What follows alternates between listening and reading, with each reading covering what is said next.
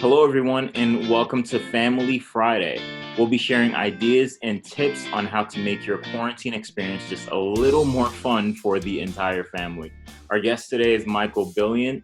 Michael and his wife Crystal have three amazing kids. He actively serves in Evangel Church and Royal Rangers Ministry and have served in the couples ministry as well. And Michael is also an elementary school teacher and have been doing that for 15 years now, which is amazing. Thanks so much for being on, Michael. Welcome. Thank you for having me, Pastor Paul. Great to be here. Absolutely. I'm excited to have you with us. So in these episodes, our goal is to equip parents with quarantine hacks in the areas of food, fun, and homeschooling, especially homeschooling. Um, and you have some very cool ideas, I think, as it relates to these areas. Would you say today we start with the fun hack? How do you All right, feel sounds about that? good. Sounds good. My fun hack is the egg drop engineering challenge. So this is a simple activity that you can do with supplies you have laying around your house. Each kid is given an egg and various, simple materials from around the house, like styrofoam bowls, straws, tape, paper, plastic bag, and they must create some type of enclosure that will allow the egg to survive a fall from a high height. So in our case, a second floor window. And the reason this is a great activity is one, it gives kids something to focus on and think about that doesn't involve electronics. Yeah. And if you have multiple kids, it can create kind of a little competition if your kids are into that, and it allows each kid to express themselves in what they create. So to give an example with my twins, if you looked at their two enclosures that they created, one looked like precise engineering, everything measured out, symmetrical, it was just perfect. And the other twins looked like mad science meets abstract art. And That's amazing. yeah, and they both worked. They both were able to survive the fall and protect the eggs. So they were each, satisfied with what they created. So that was it was a really fun activity, fun memory, and we got some good pictures out of it. And so yeah, that was a good activity. That's amazing. Now, as you're saying that, the one thought that went through my mind is, have you ever, done an egg drop where it didn't, the egg didn't survive, and they had to navigate that. I remember when they were younger, we did this at Liberty Science Center in Jersey City, and they had us throw the eggs off of the second floor like balcony down onto the floor, and I'm pretty sure everyone's broke at that time, and the kids were a lot younger, so there may have been some tears, but thankfully everything worked out this time, and there was no hurt feelings. That's amazing. Thank you for sharing that. Sure. Now, I'm a little bit of a foodie, so when I saw your food hack that you shared, I got a little excited. You want to tell us about that? Yeah, so our food hack is fondue night.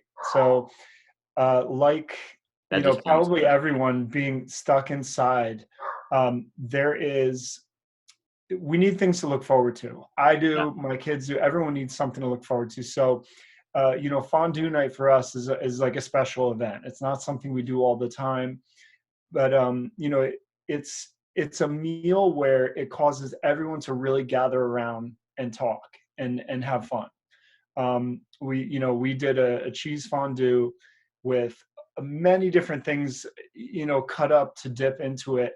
And it's great for the kids because it gives them choices, it gives them some control over their own meal, and they just can't really complain about it. It's something that everyone gets excited about, and that's rare. There's always somebody complaining about the meal. Yeah. But again, it just causes everyone to gather around, kind of have fun and talk, and it's a little more of like a freestyle meal. And then after that, we cleaned out the pot and we filled it with chocolate, and we did chocolate fondue for dessert. So that's even better. Um, That's amazing. So it's like a 2-for-1 setup. it was, yes. And it's you don't need, the recipes aren't complicated, and you don't need a big fancy fondue set. You can do it with a regular pot, and it's just a fun thing to look forward to. That's phenomenal. That's something I'll probably end up trying myself here at home. And, so our last hack for today is the homeschooling hack. And as you can imagine, this is probably the area where, yeah, everyone's waiting like, man, what can I do to make this a little more easier, a little more fun in the experience overall. So I think what you have here is really unique and kind of fun. Why don't you share a little bit? Yeah, so my homeschool hack is allowing each child to have and to create their own space for learning in the house. This is unique to each child, and it can cater to their kind of needs and how they learn. So um, for my kids, one is perfectly fine sitting at a desk all day, and the kind of student that the teachers love, where they just sit nicely, don't say anything. And he created like a little cubicle by hanging blankets in his room. So he's got a little cubicle around his desk, and that's his space, and he can stay there pretty much all day. Wow. Now, another one of my kids is not like that. He's not as good with just sitting in one space, and his domain is the living room. And for him, 1 hour he may be at the coffee table sitting up. The next hour he may be sitting on the floor, with the dog, but the work is getting done. Yeah. So for him, that's the right space for him. And those two are separate, so they're not distracting each other with their sort of different styles. Now, some parents may like to have their kids all at one table because if they're helping them, they have them in one place. So doing this may cause a little, you have to run around a little bit, maybe from one room to the next. But overall, I think it's a more peaceful option for each child, and I think it can help each one of them learn. Yeah. And, as I'm thinking about that, environment is so important.